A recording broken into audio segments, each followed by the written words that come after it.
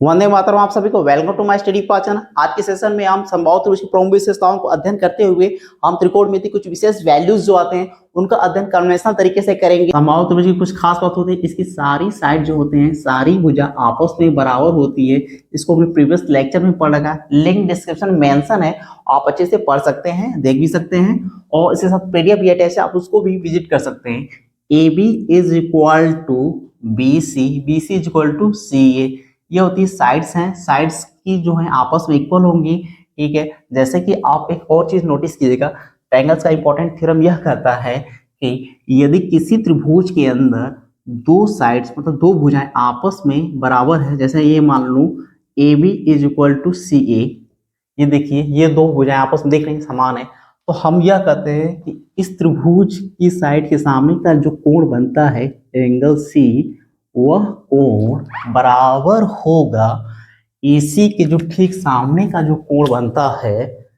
कौन सा कोण बना? एंगल BA, अर्थात CE के जो सामने का कोण बना है एंगल B एंड AB के जो सामने कोण बना है एंगल C आपस में बराबर होंगे। इसी तरीके से हम और भी देख सकते हैं कि AB जो इक्वल होगा किसके? AB इक्वल होगा BC, क्योंकि यह समबाहु त्रिभुज इक्विलैटरल ट्रायंगल है। यह क्या है? इक्विलैटरल ट्रायंगल है, अर्थात यह इसकी सारी साइड्स जो होंगी बराबर होंगी। AB is equal to BC। अब AB के जो सामने का जो कोण है हमने बता रखा है कि एंगल C है, angle C must be equal to BC के जो एंगल सामने का है ये एंगल A है, एंगल A। इन दो इक्वेशन से हम यह देख सकते हैं कि एंगल ABC इक्वल होंगे, एंगल A बराबर angle B and angle C must भी इक्वल होंगे आपस में। अब आप एक चीज और देखिए कि त्रिभुज की किसी भी सी से सामने वाली साइड पे एक लंब ड्रॉ करते हैं, ये देखिए एक लंब ड्रॉ कर दिए, वो त्रिभुज के सामने वाली भुजा को दो बराबर भागों में विभक्त करती है, अर्थात इसका जो मान होगा एक दूसरे के इक्वल होगा, ये देख लीजिए। और ये जो कोण होंगे ये भी कोण आपस में बराबर होंगे। अगर हम यह मान लें कि किसी समबाहु त्रिभुज की साइड्स का डायमेंशन मेजरमेंट A है, उसकी भुजा की माप A है, तो मित्रों हम बड़े आसानी से height of the equilateral triangle calculate कर सकते हैं, अर्थात त्रिभुज की ऊंचाई ज्ञात कर सकते हैं। ये जो एल्टीट्यूड ड्रॉ किया गया है इसको हम एक नेम दे देते हैं AD। AD is perpendicular to BC और इसका जो माप आ जाएगा BD का वो A/2 होगा और DC के जो माप आएगा A/2। हमें पता है कि त्रिभुज के तीनों अंतों कोणों का योगफल 180 डिग्री होता है। The summation of the all angles in a triangle is equal to 180 degree. तो हम बड़े आसानी से सारे एंगल कैलकुलेट कर सकते हैं। देखिए सारे आपस में बराबर हैं, तो किसी एक की एंगल के रिस्पेक्ट में हम इसको रिटेन कर सकते हैं। एंगल A, B को भी हम A मान लेंगे, C को भी हम A मान लेंगे, तो यहाँ से हम बड़ी आसानी से इसको हम इजीली कैलकुलेट करके सारे एंगल की वैल्यूज को हम लिख लेंगे। अर्थात एंगल A की वैल्यू 60 डिग्री आ ही चुकी है, एंगल B और एंगल C सबकी वैल्यूज का मान कितना आएगा? उसका मान आएगा 60 डिग्री। इसमें किसी को कोई भी डाउट होगा तो आप कमेंट कर सकते हैं। तो ये सारी की सारी माप क्या आ रही है? 60 डिग्री आ रही है। किस क्या आ रही है? 60 डिग्री। 30 + 30 60 डिग्री। ये भी डायमेंशन A होगा, ये भी A होगा। ठीक है, अब ये जो हमने H मान रखा है, ये एल्टीट्यूड ऑफ द ट्रायंगल्स या हाइट ऑफ द ट्रायंगल्स, यहाँ से इसका जो माप आ जाएगा A/2 होगा, यहाँ से A/2 होगा। अब A/2 हो रहा है, इसको हम इनके द्वारा हम H की वैल्यू निकालेंगे। कैसे?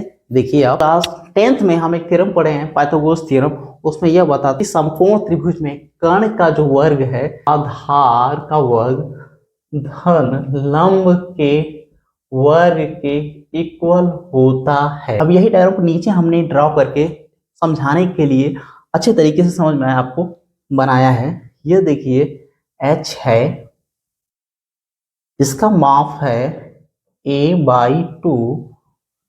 ये जो डायमेंशन है इसका मेजरमेंट करके side of the equilateral triangle इस कर्ण का जो वर्ग होता है, कर्ण का वर्ग आधार का वर्ग धन आधार का वर्ग एंड लंब के वर्ग के इक्वल होता है। ओके, ये आपका मैंने इसमें सब कुछ मेंशन कर रखा है। तो मेरा जो कण होगा वो कण क्या होगा, मेरा जो कण होगा कण की वैल्यू a² होगी। आधार है मेरा a/2, ये देखिए आपका आधार है a/2 का होल स्क्वायर। लंब जो है आपका वो h² है। इसको बैलेंस करके सिंप्लीफाई कर देते हैं। इसको सिंप्लीफाई कर किया यहाँ पे a² माइनस a²/4 बराबर h। अब इसको सिंप्लीफाई करके फर्दर हम लोग और आसानी से लिख सकते हैं a²/4 4 माइनस a² 3a² यहाँ पे आएगा, h² हो जाएगा। और यहाँ से h की वैल्यू निकल के आ जाती है √3 to a। यह जो रिजल्ट है √3/2 times of side of the equilateral triangle, यह ऊंचाई निकल के आ गई। मैंने प्रीवियस लेक्चर में बोला था कि मैं आपके सामने ये निकालूंगा, देखिए निकाल दिया। अब मैं बड़े आसानी से इसका एरिया भी निकालूंगा कि एरिया भी कैलकुलेट कर लेते हैं समबाहु त्रिभुज का। ये है h और यहाँ से इसके डायमेंशन a/2 है, ये कंप्लीटली a है। यहाँ से सारी डायमेंशन a होगी क्योंकि ये इक्विलेटरल ट्रायंगल समबाहु त्रिभुज की सारी साइड जो होती हैं वो बराबर होती हैं। अब मैं पता है कि किसी भी त्रिभुज का क्षेत्रफल हम लोग इसी प्रीवियस लेक्चर में ऑलरेडी पढ़ चुके हैं, लेकिन डिस्कशन में मेंशन भी है। समबाहु त्रिभुज का क्षेत्रफल या आपको त्रिभुज का क्षेत्रफल की जानकारी होगी तो वो आपको पता होगा कि बेस इट मीन्स आधार गुणते ऊंचाई बाई 2, या आप इसको बेस इंटू हाइट बाई 2 भी लिख सकते हैं। अब बड़े आसानी से बेस इसका a है, हाइट है √3/2 into a by 2, √3/4 into a² या √3/4 इंटू भुजा का स्क्वायर। यह होता है समबाहु त्रिभुज का स्टैंडर्ड रिजल्ट। इसके क्वेश्चन भी कर लेते हैं। एक समबाहु त्रिभुज है जिसका क्षेत्रफल आपको दे रखा है वो √3 सेंटीमीटर का स्क्वायर है। साइड डायमेंशंस मतलब साइड इसका दे रखा है a बराबर 4 सेंटीमीटर स्क्वायर। हाइट पूछ रखी है मतलब ऊंचाई पूछ रखा है कि वो क्या है। आप इसको डायरेक्ट भी कर सकते हैं। इसका फर्स्ट मेथड देखेंगे, हमें पता है कि h बराबर होता है √3/2 इंटू a का मतलब यहाँ पे भुजा का, भुजा कितनी दी a दी रखी, a की वैल्यू यहाँ ऑलरेडी दे रखा है 4 सेंटीमीटर। √3/2 इंटू 4, ये कैंसिल आउट हो जाएगा, √3/2 आ जाएगा 2√3 सेंटीमीटर इसकी ऊंचाई। ऐसे तो त्रिभुज का क्षेत्रफल हमें पता ही होता है। किसी भी त्रिभुज का क्षेत्रफल हम इस तरीके से निकाल सकते हैं, बेस इंटू हाइट बटे 2। बेस इसका कितना a है, हाइट हमें निकालना है बाई 2, एरिया में दे रखा है 4/√3 सेंटीमीटर का स्क्वायर दे रखा है। एरिया यहाँ पे दे रखा है और मैं a का बस वैल्यू पुटअप करना है। a की वैल्यू 4 सेंटीमीटर है, 4 सेंटीमीटर हमने रख दिया। हाइट दे ही रखा है, ये 2 से 2 कैंसिल हो गया।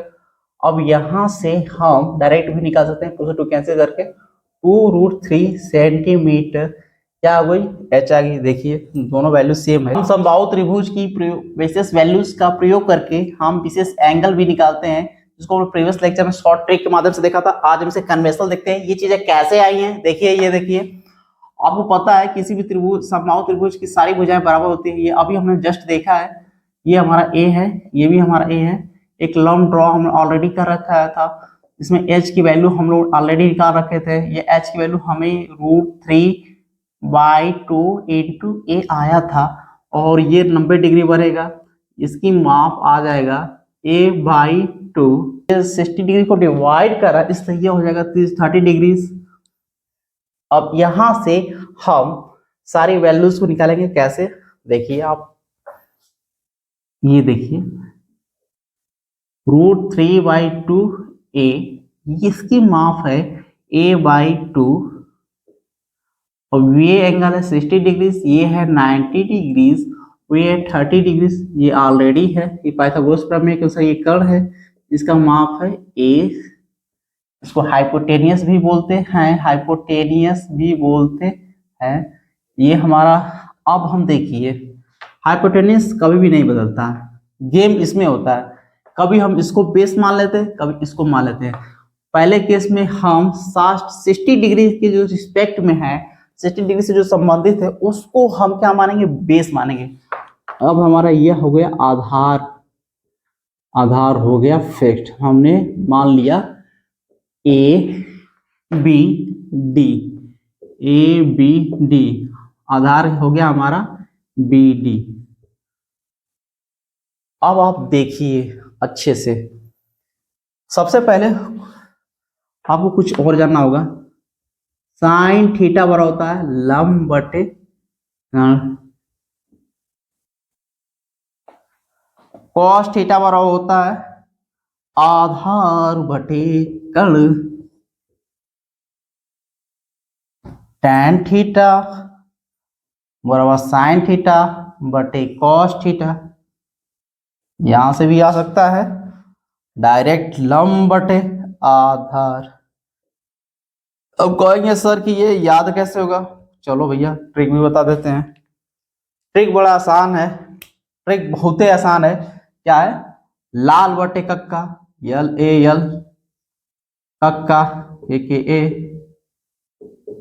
पहले साइन है, साइन का हो गया लंब बटे कर्ण, लंब बटे कर्ण। फिर कॉस थीटा है, दूसरे में आधार बटे कर्ण है, ये देखिए आधार बटे कर्ण। अब बचे लास्ट में टैन थीटा, लंब बटे आधार, लंब बटे आधार। यहां तो क्लियर हो गया। और भी अगर समझना चाहेंगे, लंब है, अब ये इसको आधार मान लिए BD को, तो ये हो गया लंब, लंब को हम लोग परपेंडिकुलर भी बोलते हैं। ये हो गया आधार हमारा, हो गया कर्ण, हो गया। अब इसी के मान को हम यहाँ पे अप्लाई करके कुछ स्पेशल रिजल्ट आएंगे, उसको हम लोग देखेंगे। 60 डिग्री के लिए निकालते हैं, आधार हमारा यही है साइन 60 डिग्री। साइन 60 डिग्री का अर्थ है थीटा हमारा 60 डिग्री हो गया। अब यहाँ पे लंब बटे कर्ण हो गया, लंब बटे कर्ण, लंब बटे कर्ण को हम लिख सकते हैं, लंब क्या है, परपेंडिकुलर, इसको P से रिप्रेजेंट कर लें, इसको आधार को हम B से कर दें, हाइपोटेनियस को S से कर दें, इससे भी आसानी हो जाएगा। परपेंडिकुलर एक बार लिख दे रहे, आगे से हम शॉर्टकट अप्लाई कर लेंगे, आप लोग मत कीजिए, पूरा लिखेगा। हाइपोटेनियस P/H साइंस, लंब इसमें कितना है भाई, √3/2 है, कर्ण कितना है A, ये A से कैंसिल हो जाएगा। यहां से साइन 60 की वैल्यू जो आएगी √3/2 निकल के आएगी। इस प्रकार हम लोग cos 60 की वैल्यू निकाल सकते हैं। ये देखिए आधार बटे कर्ण, आधार कितना है हमारा A/2, कर्ण है A से कैंसिल हो जाएगा 1/2 आएगा। यहाँ पे हमारा cos 60 की वैल्यू आ गई, ये जो 1/2 यहाँ जो आ रहा है ना, दिख नहीं रहा होगा आप लोग को, इसलिए मैं इसको और पास लिख दे रहा हूँ 1/2। लास्ट में ये tan थीटा, tan थीटा का भी कर लेते हैं, चलिए। tan 60 डिग्री बड़ा आसान है, 60 डिग्री या तो साइन 60 बटे कॉस 60 कर दीजिए, या ये लंब बटे आधार रख लीजिए। आपको लंब पता ही है, लंब परपेंडिकुलर √3/2 ए, आधार पता है a/2, a/2 से a/2 कैंसिल हो जाएगा। यहाँ से tan 60 डिग्री की स्पेशल वैल्यूज निकल के आ जाती है। ट्रिग्नोमेट्री ट्राई का बड़ा ही रोल है, साइन कॉस और tan इन्हीं तीनों के प्रधाना है भाई।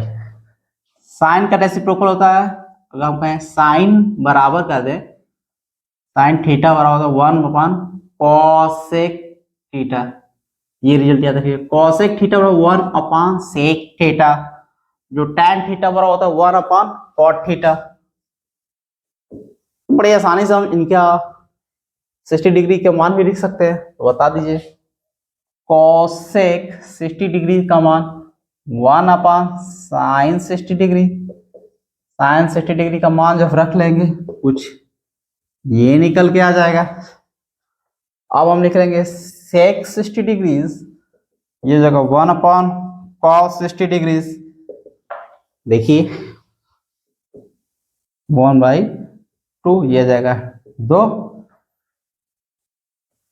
अब कॉसेक सेक हो गया, अब सेक के बाद बचा है कॉट 60 डिग्री। अब इसका भी मान रख लेते हैं 1/tan 60, ये जाएगा tan 60 की वैल्यू √3 है। हाँ तो देखिए, अब हम लोग अगर एडी को मान लें, AD is my base, AD को हम लोगों ने बेस मान लिया है, आधार हो गया हमारा, तो हमारा बीडी क्या हो जाएगा, बीडी हो जाएगा हमारा, ये हो जाएगा लंब, मतलब परपेंडिकुलर हो जाएगा, ये परपेंडिकुलर हो जाएगा, ये पी हो गया हमारा, उसको हम लंब भी बोलेंगे, और ये हो गया मेरा आधार।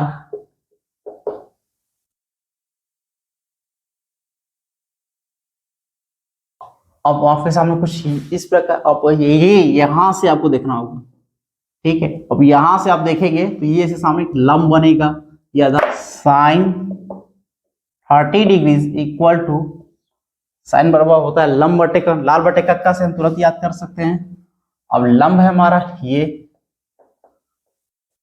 आधार लंब a/2, कण है हमारा a, यहां से वैल्यू 1/2, साइन 30 की वैल्यू 1/2 हो गई, ठीक है। साइन 30 के बाद हमको निकालते हैं कॉस 30, कॉस 30 की वैल्यू निकालेंगे। कॉस जो 30 होता है वो होता है आधार बटे कण, आधार बटे कण।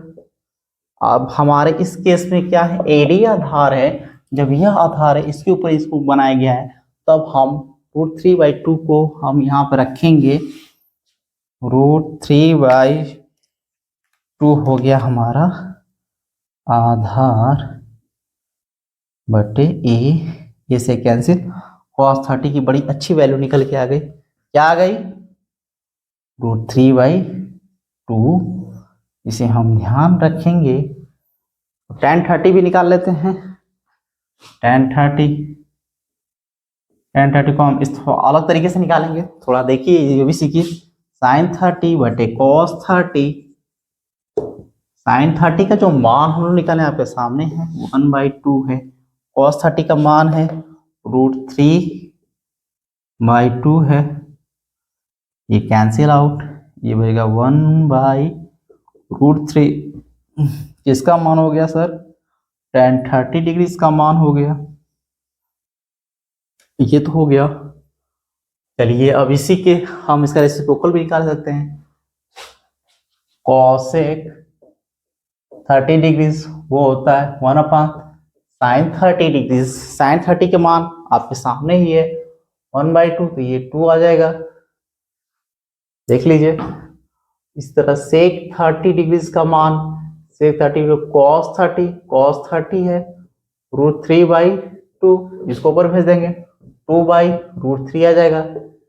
अब बचा cot 30 डिग्री, cot 30 को 1/tan 30, tan 30 डिग्री का जो मान है, tan 30 का मान है 1/√3, ये ऊपर चला जाएगा √3 आ गया बड़ा स्टैंडर्ड डिग्री की स्पेशल वैल्यू जो होती है इसको हम कैसे निकालेंगे, ये देखिए हमें पता है साइन ए प्लस बी का फॉर्मूला, इसकी फार्मूला से मदद से हम क्या निकालते हैं साइन 2 थीटा की फार्मूला निकालते हैं।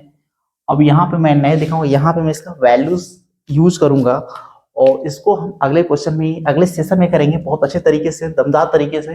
फिलहाल तो साइन 2 थीटा का डायरेक्ट मैं रिजल्ट लिखूंगा और उसकी रिजल्ट से मैं 45 डिग्रीज लाऊंगा। बने रहिए, पढ़ते रहिए, आगे बढ़ते रहिए। 2 sine theta into cos theta, यदि यदि आप लोग 2 थीटा का मान 90 डिग्री लेते हैं तो यहाँ से थीटा आ जाता है 45 डिग्रीज। अब इसमें बायां पक्ष और दायां पक्ष में रख देंगे तो बात बन जाएगी। आइए कुछ और भी देख लेते हैं। Sine 90 degrees to sine 45 degrees cos 45 degrees, ये चीज आ गई। अब यहाँ पे ये जो चीज दिख रही है और ये कॉस 45, इसमें एक इंटर रिलेशन है भैया, इंटर रिलेशन है। तो 45 बहुत ही खास होता है, ये दोनों वैल्यूज बराबर होती हैं। आप इसको पाइथागोरस थ्योरम में देखिए, आगे भी देखेंगे। फिलहाल मैं इसको इक्वेट कर दूंगा, sine 45 degrees is equal to cos 45 degree के इक्वल होगा। अब इस चीज को मैं इस इक्वेशन में रख के एक स्टैंडर्ड रिजल्ट की ओर हम बढ़ेंगे। 2 गुणे साइन 45 के टर्म में मैं रखूंगा साइन, आप किसी भी टर्म में रख सकते हैं, ये आपकी चॉइस के ऊपर है, चॉइस इज योर। 2 साइन 90 की वैल्यू होती है 1 इंटू साइन स्क्वायर 45 और यहाँ से इसको इधर भेज देंगे, ये चीज आ जाएगी साइन स्क्वायर 45। अब यहाँ से वर्गमूल या स्क्वायर रूट निकाल के हम एक अच्छे रिजल्ट पे पहुंचते हैं कि साइन 45 डिग्री बराबर इतना होता है और यही वैल्यू हमारी कॉस 45 डिग्री की भी होती है। अब यह वैल्यू तो हमें मिल गई। अब इन वैल्यूज को मैं tan और cot भी निकालूंगा। tan 45 डिग्री बराबर होता है, देखिए ये होता है sine 45 degree upon cos 45 degree, दोनों की वैल्यू 1 कट के 1 आ जाएगा। यहाँ से tan 45 डिग्री बराबर होता है 1, यहाँ से cot 45 डिग्री भी निकाल सकते हैं, 1 अपॉन tan 45 डिग्री, यहाँ से 1 अपॉन 1 आ जाएगा, अर्थात cot 45 डिग्री बराबर हो गया 1। अब हम 0 डिग्री और 90 डिग्री की वैल्यूज को निकालेंगे। वो चीज कैसे निकलती है देखिए। अब हम साइन थीटा के लिए निकालेंगे। साइन थीटा का जब भी हम ग्राफ बनाते हैं तो कुछ इस तरह का ग्राफ बनता है, ये प्लस एक्स एक्सिस है, ये माइनस एक्स एक्सिस है, प्लस वाई है, माइनस वाई है, ये ओरिजिन है, ओरिजिन कोऑर्डिनेट तो 0, 0 होता है। अब जो हमारा साइन का जो ग्राफ बनता है, साइनोसॉइडल ग्राफ, वो कुछ इस तरीके से बनता है। इसको ज्यादा लेंदी नहीं करेंगे, कॉम्प्लिकेटेड नहीं करेंगे, इजी कराएंगे। ये 0 है। अब यहाँ पे जो साइन की वैल्यू जो 0 के लिए 0 है, साइन 0 डिग्री की वैल्यू 0 है क्योंकि ओरिजिन पे है। अब यहाँ से ये π/2 की वैल्यू बनती है, π/2 यहाँ पे कोऑर्डिनेट 0, 1 होता है, तो यहाँ पे हो जाएगा साइन 90 की वैल्यू जो होगी, साइन 90 डिग्री की वैल्यू जो निकल के आती है वो होती है 1, यहाँ पे भी 1 होगी। अब इसी प्रकार से हम cos थीटा की वैल्यू भी निकालते हैं। वो कैसे निकलेगा ये देखिए। cos थीटा का जो ग्राफ बनता है वो थोड़ा सा अलग बनता है, इसको आप देखेंगे, ये कुछ इस तरीके से बनता है। अब यहाँ पे ओरिजिन है, यहाँ पे 0 पे वैल्यू जो साइन की होती cos थीटा की रिस्पेक्ट में, यहाँ पे जो वैल्यूज होती है cos 0 की वैल्यूज 0 डिग्री पे cos की वैल्यू 1 होती है, देख सकते हैं। π/2 पे इसकी वैल्यू होती है, cos π/2 पे वैल्यू होती है 0। अभी आप 0 डिग्री और 90 डिग्री के लिए आप समझिए, इसके बाद के लेक्चर में मैं इस पे एक प्रॉपर वीडियो लाऊंगा। ये π/2 का अर्थ है 90 डिग्री, ये रेडियन फॉर्मेट है फाई का, और ये जो है डिग्री फॉर्मेट है। एक चीज और यहाँ से कंक्लूड आप कर सकते हैं कि जो साइन थीटा की जो मैक्सिमम वैल्यू होती है, अधिकतम वैल्यूज, वो होती है +1, वो होती है +1। साइन थीटा की मिनिमम वैल्यू होती है -1 अर्थात साइन थीटा जो लाई करता है या एग्जिस्ट करता है इनके बीच में -1 से लेके +1 के बीच में। इसी प्रकार से हम cos थीटा के भी बारे में बता सकते हैं कि हमारा cos थीटा जो होता है -1 से लेके +1 के बीच में एग्जिस्ट करता है। cos थीटा की मिनिमम वैल्यू होती है, न्यूनतम वैल्यू जो होती है -1 होती है और अधिकतम वैल्यू जो होती है वो होती है +1। भाई एक प्यारा सा क्वेश्चन कर लेते हैं जो हमारे बहुत ज्यादा इंपॉर्टेंट है। ये सीजन में भी पूछा गया 2015 में दिया गया है कि tan theta plus cot theta is equal to 5 degree. कई लोगों ने इसे कर भी लिया होगा, बहुत आसान है। दोनों पक्षों में वर्क करेंगे, स्क्वायरिंग बोथ साइड। स्क्वायर करेंगे तो कुछ इस प्रकार का टर्म आएगा tan square theta plus cot square plus 2 into tan theta into cot theta 25। इसका रिजल्ट 1 आता है। ये कर भी सिंप्लीफाई भी कर सकते हैं। tan square theta plus cot square theta 2 into tan theta 1/tan theta, ये कैंसिल आउट हो जाएगा 25। 2 को इधर भेज देंगे तो यहाँ से कुछ और भी बेहतर रिजल्ट आ जाएगा। tan square theta plus cot square theta 25 minus 2 कर देंगे तो 23 आ जाएगा। इस प्रकार ये आपका फाइनल रिजल्ट आ गया, बी ऑप्शन करेक्ट हो गया। और इसकी पीडीएफ आपके नीचे मेंशन की गई है डिस्क्रिप्शन में, आप वहां से देख सकते हैं, डाउनलोड कर सकते हैं और पढ़ भी सकते हैं, तैयारी को बेहतर कर सकते हैं। और बने रहिए, पढ़ते रहिए और अपना सजेशन दे सकते हैं, कमेंट में अपना कमेंट भी कर सकते हैं। धन्यवाद सर आप सभी।